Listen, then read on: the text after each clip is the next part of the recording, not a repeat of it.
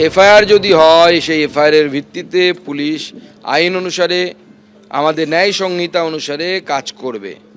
আর অভিষেক বন্দ্যোপাধ্যায় আজ না হয় কাল জেলের ভেতরে যাবেনি, কেউ বাঁচাতে পারবে না। এত কাণ্ড করে রেখেছেন, শুধু এই দুরাশ্রয় সেবাশ্রয় নয়, আরও অনেক কাণ্ডকীর্তি করে রেখেছেন, যে কাণ্ডকীর্তির জন্য উনি এমনিই জেলে যাবেন। সেটা তো বিদেশে পালানোর চেষ্টা করছেন।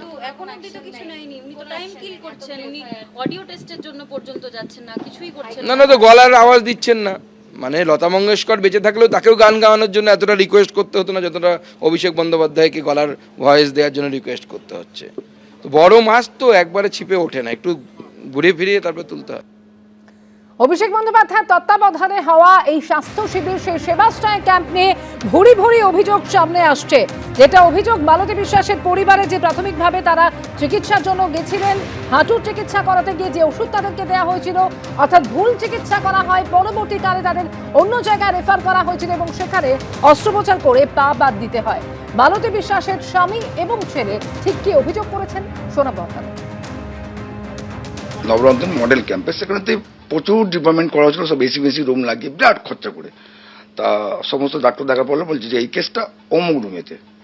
সৌমুখ ডাক্তার দেখে সেখানে দেখা গেল যে গোবর ছুরি ডাক্তার সেখানে বসে আছে।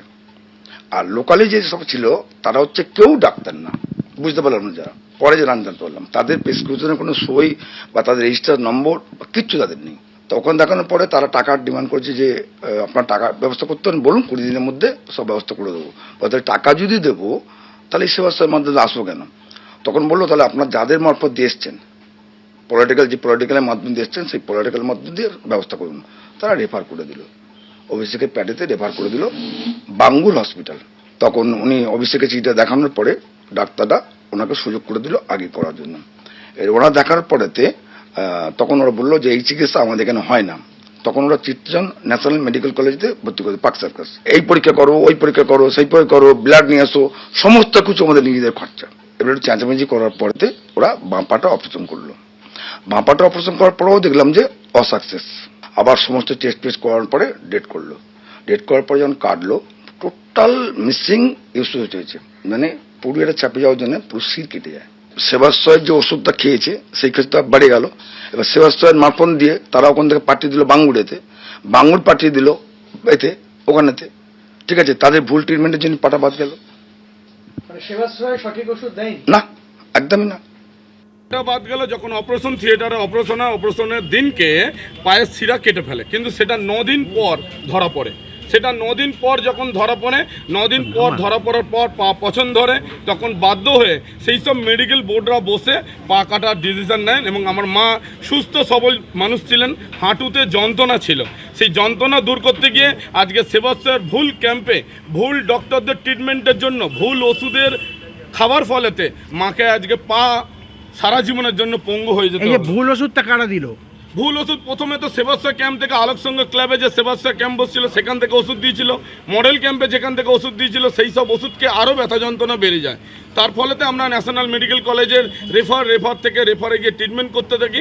দুর্ভাগ্য, সেখানে ট্রিটমেন্ট করতে গিয়ে পায়ের অপারেশনে শির কেটে গিয়ে, এবং আজকে ছবি দেখেন যে মায়ের পা সম্পূর্ণ পরিমাণে হাঁটুও না থাই থেকে পুরো অ্যাম্পুটেশন হয়, এবং অ্যাম্পুটেশন সার্টিফিকেট যদি দেখতে চান আমার কাছে আছে। চিকিৎসায় অযোগ্যদের অংশগ্রহণের অভিযোগ আগেই উঠেছিল। আয়ুর্বেদিক এবং হোমিওপ্যাথির পড়ুয়াদের দিয়ে চালানো হয়েছিল চিকিৎসা। অভিষেক বন্দ্যোপাধ্যায়ের সেবাশ্রয় ক্যাম্প আগেই এমন চাঞ্চল্যকর অভিযোগ করেন সেবাশ্রয় ক্যাম্পের কোঅর্ডিনেটর মনবুর আলী। ক্যাম্পে ম্যাক্সিমাম ডাক্তার যারা আসছিল তারা আয়ুর্বেদিক, হোমিওপ্যাথিক, ডেন্টাল এবং maximum student, Ayurvedic student, homeopathic student যারা আসছে তার মধ্যে ম্যাক্সিমামই স্টুডেন্ট ছিল আয়ুর্বেদিক। ডাক্তার পাশ করা আয়ুর্বেদিক খুব কমই ছিল, কয়েকজন। হ্যাঁ, ম্যাক্সিমাম স্টুডেন্ট ছিল, যেটা সম্পূর্ণভাবে একদম বেআইনি। এবং এইভাবে মানুষকে নিয়ে ছিনিমিনি খেলাটাও এটা একদম অপরাধযোগ্য। আমি তো প্রথমে চিকিৎসক হিসেবে ক্যাম্পে এসেছিলাম, তারপরে ক্যাম্পে করতে করতে আমাকে দায়িত্ব দেওয়া হয়েছিল। ক্যাম্পটা করেছিলাম অভিষেক ব্যানার্জি, এবং তার সঙ্গে 4-5 জন ডাক্তার মেনলি কন্ট্যাক্টে ছিল, যোগাযোগে ছিল, ক্যাম্পটা আয়োজন করেছিল। তাদের কাছে আমি অনেকবার বলার চেষ্টা করেছি, তারা সেইভাবে আমাকে পাত্তা দেয়নি। হ্যাঁ, তো সেই জন্য আমি নিজের মতো করে আমি ডিউটি করেছি, আমি ক্যাম্প করেছি এবং নিজেকে আমি চুপচাপ রেখেছিলাম, কারণ তখন একটা অন্যরকম ব্যাপার ছিল। মুখ খুললে হয়তো শাস্তি পেতে হতো, যদি মুখ খুলতাম হয়তো আমার বিপদ। সেবাশ্রয়ের হোয়াটসঅ্যাপ গ্রুপে পাঠানো হয় গুগল ফর্ম। বলা হয়েছিল যে নিজের বিস্তারিত নাম, ঠিকানা, ফোন নাম্বার সমস্ত ওই ফর্মে দিতে হবে। অভিষেক বন্দ্যোপাধ্যায় সবাইকে শংসাপত্র পাঠাবেন বাড়ি বাড়ি। যদিও ক্যাম্পের পরেও কোনো মেলেনি কোনো শংসাপত্র, কোনো টাকাও মেলেনি, এমনই অভিযোগ করছেন ইন্টার্নরা।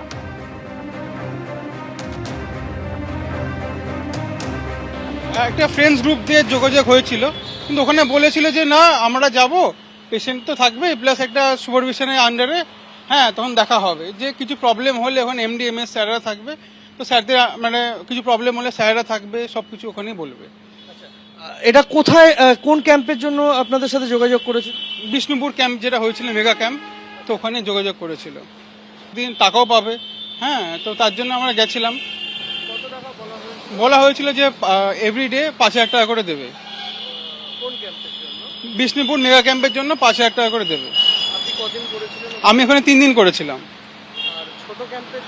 ছোট ক্যাম্পগুলো ছিল ওখানে 1,500 থেকে 2,000 বলেছিল পার ডে। না 1 টাকাও পাইনি। বলেছিল কোঅর্ডিনেটর যারা ছিল বা যারা অর্গানাইজ করে তারাই দেবে বলেছিল।